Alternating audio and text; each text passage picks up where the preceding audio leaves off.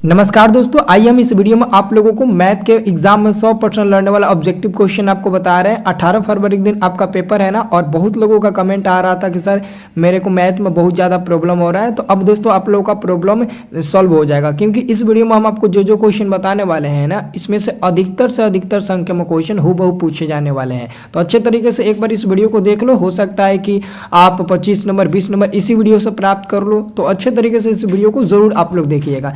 जैसे दोस्तों आपका पहला नंबर क्वेश्चन पूछा गया है कि tan 10 degree, tan 15 degree, tan 75 degree into tan 80 degree का मान आपको बताना है। जब भी ऐसे क्वेश्चन आपको सामने दिखेगा तो आप लोग डरिएगा मत, इसका आंसर एक होगा, लेकिन कैसे एक होगा हम आपको बता देते हैं। देखिए बाबू, ये 10 डिग्री है और ये 80 डिग्री है, इन दोनों को जोड़ेंगे तो 90 मिल जाएगा। अगर दोनों को जोड़ने पर 90 मिल गया तो समझिएगा उसका आंसर 1 मिल जाएगा, है ना। तो 10 और 80 मिलकर आंसर 1 मिल जाएगा, और डॉट का मतलब होता है गुणा। फिर आप 15 को और 75 को जोड़िएगा तो ये भी 90 को मिल जाएगा, मतलब कि इसका भी मान 1 मिलेगा। तो 1 में आप गुणा करिएगा, 1 मिल जाएगा। बहुत ही आसानी से इसका आंसर आप लोग बता सकते हो कि 1 मिल जाएगा, ठीक है। चलिए अगला क्वेश्चन आपसे पूछा गया है, दूसरा नंबर, यदि थीटा बराबर 30 डिग्री तो कॉस थीटा का मान क्या होगा। यानी कि कॉस थीटा का मान 30 है तो कॉस 30 रख दो, और कॉस 30 का मान क्या होता है, √3/2, यानी कि √3/2 होता है। ऑप्शन नंबर आपका ए नंबर सही जवाब मिल जाएगा 2 नंबर क्वेश्चन का, ठीक है। 3 नंबर आपसे क्वेश्चन पूछा गया है कि बताइए यदि tan थीटा बराबर √3 है तो sec थीटा का मान क्या होगा। तो एक काम करिए, सबसे पहले tan थीटा बराबर √3, tan कितना का मान होता है, तो √3 दोस्तों tan 60 डिग्री का मान होता है। tan 60 डिग्री का मान क्या होता है, √3, तो tan से tan कट जाएगा। अब ये थीटा बराबर क्या मिल जाएगा, थीटा का मान आपका मिल जाएगा 60 डिग्री। अब हम क्या करेंगे, आराम से सेक थीटा का मान निकालेंगे। सेक थीटा का मान क्या निकालें, 60, तो यहाँ पर रख दीजिए 60। तो सेक 60 का मान क्या हो जाएगा, तो सेक 60 का मान बाबू होता है 2, तो इसका आंसर हो जाएगा आपका डी नंबर वाला, बिल्कुल सही जवाब मिल जाएगा, ठीक है। चलिए अगला क्वेश्चन देखिएगा, 4 नंबर क्वेश्चन है, सेक 11 डिग्री बटे में कौसेक 79 डिग्री। अभी हमने आपको बताया कि अगर इन दोनों को जोड़िएगा 90 मिल जाएगा तो इसका आंसर 1 हो जाएगा। तो देखिए 11 को और 89 को जोड़ेंगे 90 मिलेगा, आंसर क्या मिल जाएगा, 1 मिल जाएगा। सबसे आसान तरीका है, इसे आप लोग याद कर लीजिए। अगला क्वेश्चन आपका है कि x भुजा वाली समबाहु त्रिभुज का क्षेत्रफल। बाबू समबाहु त्रिभुज का क्षेत्रफल होता है √3/4 गुणे भुजा स्क्वायर, यही समबाहु त्रिभुज का क्षेत्रफल होता है, भुजा स्क्वायर। लेकिन बाबू ध्यान से देखो तो √3/4 भुजा का मान क्या दिया है, x दिया है, तो x स्क्वायर हो जाएगा। तो √3/4 x square, option number B आपका बिल्कुल सही जवाब मिल जाएगा। अगला क्वेश्चन है 6 नंबर, एक वृत्त की कितनी समांतर स्पर्श रेखाएं हो सकती है। दोस्तों एक वृत्त के ना 2 समांतर स्पर्श रेखाएं हो सकती है, एक इधर से एक इधर से, मात्र 2 ही को समांतर स्पर्श रेखाएं हो सकती है। तो ऑप्शन नंबर आपका बी नंबर बिल्कुल सही जवाब मिल जाएगा। ऑप्शन नंबर आपका बी नंबर बिल्कुल सही जवाब मिल जाएगा, इसे आप याद कर लीजिए, ठीक है।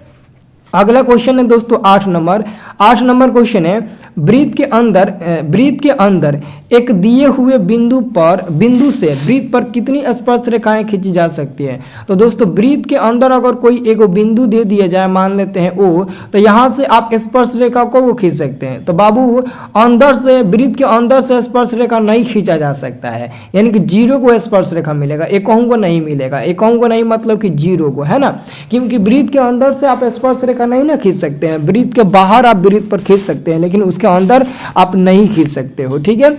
अगला क्वेश्चन पूछा गया है कि किसी भी वृत्त पर कितनी स्पर्श रेखाएं खींची जा सकती है। अगर आपके पास कोई वृत्त है तो वृत्त पर, यानी कि वृत्त के ऊपर आप चाहो तो अनंत स्पर्श रेखाएं खींच सकते हो। तो वृत्त पर अपरिमित रूप से अनेक स्पर्श रेखाएं हम लोग खींच सकते हैं। 8 नंबर प्रश्न का ऑप्शन नंबर ए सही जवाब मिल जाएगा। 9 नंबर क्वेश्चन है, किसी वृत्त पर बाह्य बिंदु से कितनी स्पर्श रेखाएं खींची जा सकती है।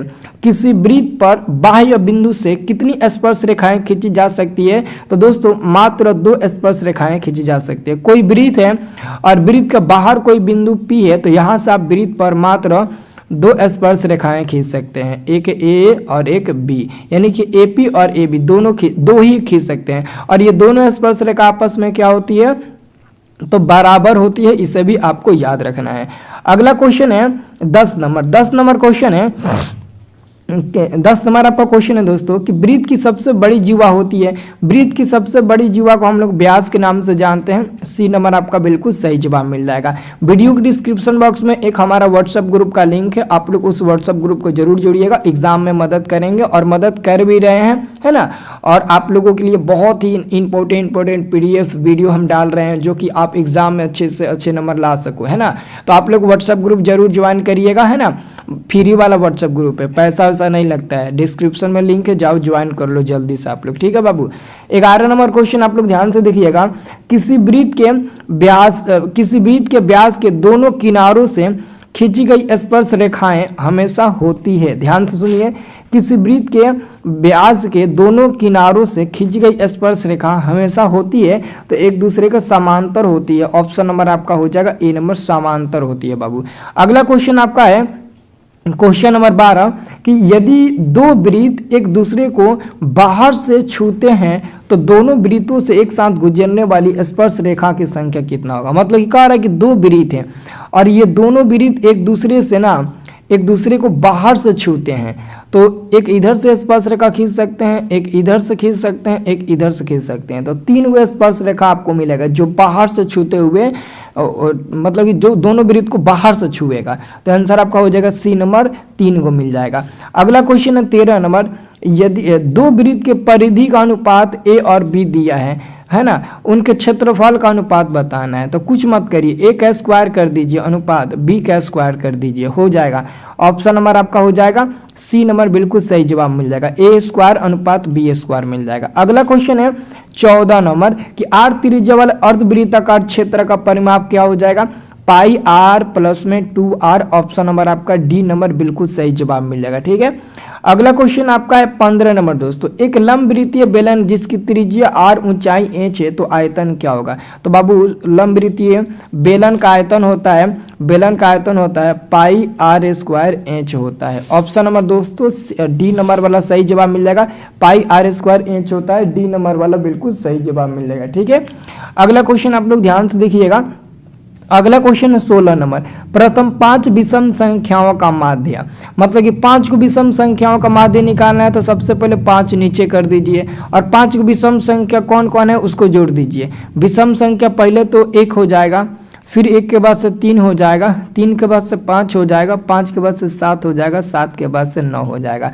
5 को विषम संख्या लेकर जोड़ दो। अब देखो कितना में आंसर मिलता है, कितना मिल जाएगा।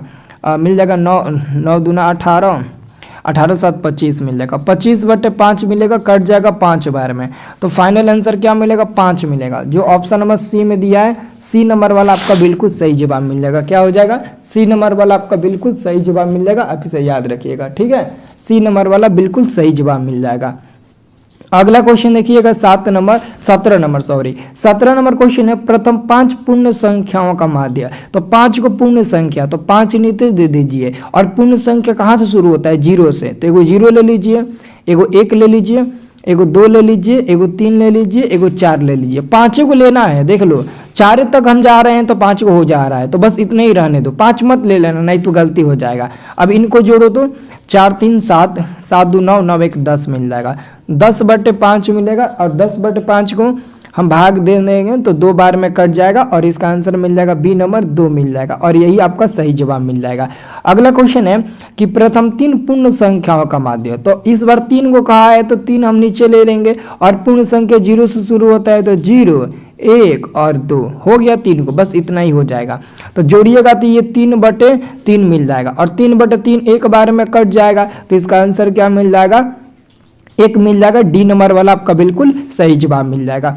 अगला क्वेश्चन है 19 नंबर, प्रथम 3 लगातार प्रकृत संख्याओं का माध्य क्या होगा। प्रथम 3 लगातार प्रकृत संख्याओं का माध्य, तो इस बार भी 3 को कहा है तो 3 को नीचे ले लेंगे और 3 को प्रकृत संख्या 1 से शुरू होता है, 1 2 और 3 बस हो गया, इतना ही ले रहा है, तीनों को लेना है। तो जोड़िएगा तो 1 2 3 को 6/3 मिल जाएगा और 3 दूने को 6, 2 बार में कट जाएगा तो आंसर मिल जाएगा सी नंबर आपका 2 बिल्कुल सही जवाब मिल जाएगा। अगला क्वेश्चन आपका है 20 नंबर, 2 पासों की फेंक में संभव परिणामों की संख्या है। तो 2 पासों की फेंक में संभव परिणामों की संख्या कितना होता है, 36 होता है। ऑप्शन नंबर आपका सी नंबर सही जवाब मिल जाएगा, टोटल 36 मिलेगा। आप लोग याद रखना 20 नंबर क्वेश्चन का आंसर मिल जाएगा, सी नंबर 36 मिल जाएगा। ठीक है, अगला आपका क्वेश्चन है 21 नंबर क्वेश्चन है, किसी घटना की प्रायिकता का अधिकतम मान क्या होता है? किसी घटना की प्रायिकता का अधिकतम मान कितना होता है? तो किसी भी घटना का प्रायिकता का अधिकतम मान कितना होता है? तो अधिकतम मान आपका होता है 1, आपको याद रखना है, बी नंबर बिल्कुल सही जवाब मिल जाएगा। किसी भी घटना का जो अधिकतम मान होता है वो 1 होता है, आप लोग याद रखिएगा। 21 नंबर क्वेश्चन का ऑप्शन नंबर बी मिल जाएगा। 22 नंबर क्वेश्चन आपका है, 22 नंबर क्वेश्चन दोस्तों आप लोगों से पूछा गया है कि बताइए यदि बहुपद px बराबर x² माइनस में 2x माइनस में 6 के शून्य अल्फा का बीटा हो तो अल्फा इंटू बीटा का मान, तो अल्फा इंटू बीटा का मान तो c बटे a होता है। अब c का मान दोस्तों क्या है? तो -6 है, और बाटा में a का मान यहाँ से आपको 1 मिल जाएगा तो 1 हो जाएगा, तो -6 बटे 1 -6, यानी कि ऑप्शन नंबर बी मिल जाएगा, -6 आंसर। अगला क्वेश्चन देखिएगा 23 नंबर क्वेश्चन पूछा है असंभव घटना की प्रायिकता, तो असंभव घटना की प्रायिकता का मान क्या होता है? 0 होता है, डी नंबर सही जवाब मिल जाएगा। अगला क्वेश्चन है निश्चित घटना की प्रायिकता क्या होती है? निश्चित घटना की प्रायिकता का मान क्या होता है? तो निश्चित घटना की प्रायिकता का मान 1 होता है, ऑप्शन नंबर आपका 24 का सी नंबर सही जवाब मिल जाएगा। अगला आपका क्वेश्चन है 25 नंबर द्विघात समीकरण के अधिक से अधिक कितने मूल हो सकते हैं? बाबू द्विघात समीकरण के अधिक से अधिक 2 को मूल हो सकता है, एक अल्फा एक बीटा, तो आप 2 पर टिक लगाइएगा, 2 हो सकते हैं, सी नंबर आंसर मिल जाएगा। अगला क्वेश्चन है 26 नंबर एक द्विघात समीकरण का घात होगा, एक द्विघात समीकरण का घात प्लस में 2 होता है, ऑप्शन नंबर ए सही जवाब मिल जाएगा। एक द्विघात समीकरण का घात क्या होता है? प्लस में 2 होता है, ऑप्शन नंबर ए सही जवाब मिल जाएगा। अगला क्वेश्चन है 27 नंबर कि ax² प्लस bx प्लस में c बराबर में 0 के दो भिन्न वास्तविक मूल होंगे यदि, तो दोस्तों भिन्न वास्तविक तब होता है जब d का मान ग्रेटर देन 0 होता है, तो d का मान हो जाएगा b² माइनस में b² क्या हो जाएगा? b² माइनस में 4ac ग्रेटर देन 0, और ये दोस्तों ऑप्शन नंबर आपको सी नंबर में दिख रहा होगा, वही आपका बिल्कुल सही जवाब मिलेगा, b² माइनस में 4ac ग्रेटर देन 0। अगला क्वेश्चन आपका है 28 नंबर ax² माइनस में bx प्लस में c बराबर में 0 का मूलों का योग, मूलों का योग का मतलब होता है अल्फा प्लस बीटा, और अल्फा प्लस बीटा का फॉर्मूला होता है माइनस में b बटे a, और यहाँ पर माइनस है तो माइनस b का मान दोस्तों यहाँ से आपको माइनस में b मिल जाएगा, और a का मान ऑलरेडी a दिया है, तो माइनस माइनस प्लस में b मिल जाएगा, बाटा में a, तो आंसर मिलेगा प्लस में b बटे a, ऑप्शन नंबर बी वाला सही जवाब मिल जाएगा। अगला क्वेश्चन आपका 29 नंबर है यदि p + 1 2p + 1 4p - 1 ap में है तो p का मान क्या होगा? तो बीच वाला का दुगुना पहला तीसरा का जोगफल होता है। मैंने आपको ऑलरेडी बताया था कि जब भी 3 गो पद ap में होगा तो बीच वाला का दुगुना पहला तीसरा का जोगफल हो जाएगा। तो एक काम करिए, बीच में क्या है 2p + 1 है, तो इसको आप 2 से गुणा कर दीजिए, और बराबर में पहला क्या है p + 1 है, और तीसरा क्या है 4p - 1, इसको जोड़ दीजिए, है ना।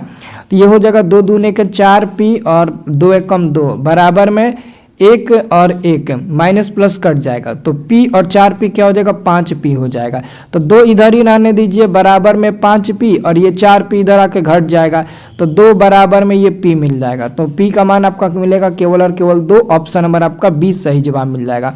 अगला क्वेश्चन आपका 30 नंबर क्वेश्चन है। 30 नंबर क्वेश्चन है कि 3/2 1/2 माइनस में 1/2 माइनस में 3/2 का पदांतर, पदांतर का मतलब होता है डी। अगर कोई लड़का हमें डी का मान बता सकता है तो कमेंट बॉक्स में आप जरूर बताइएगा। जो इसका आंसर कमेंट बॉक्स में बता देंगे कि सर इसका आंसर ये होगा, और अगर उनका आंसर सही आता है तो इतना आप विश्वास जरूर रखिए कि स्टडी प्लस रंजन सर बोल रहे हैं, आपका पेपर सबसे इजी आएगा, और यकीन मानिए कि 100 में 50 आपका ऑब्जेक्टिव 100% सही होगा। ये आप गारंटी लेकर चलिए, है ना, क्योंकि हमारा भविष्यवाणी कभी फेल नहीं जाता है। 100 में 50 आप सही करके आएंगे, चाहे कैसे भी करोगे तो करोगे, है ना। तो बस वीडियो को लाइक कर दो और कमेंट करके बताओ डी का मान कितना होगा।